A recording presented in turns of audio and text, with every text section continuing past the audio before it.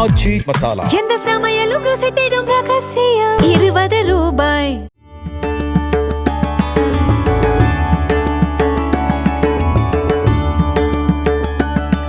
திருவண்ணாமலை அண்ணாமலையார் கோவிலில் வார விடுமுறையை ஒட்டி ஆயிரக்கணக்கான பக்தர்கள் சுமார் 3 மணி நேரத்திற்கும் மேலாக நீண்ட வரிசையில் காத்திருந்து சாமி தரிசனம் செய்தனர்.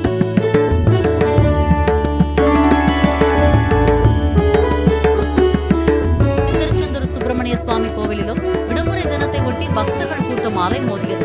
பக்தர்கள் கடல் மற்றும் நாழி கிணறில் புனித நீராடி நீண்ட வரிசையில் காத்திருந்து சாமி தரிசனம் செய்தனர்.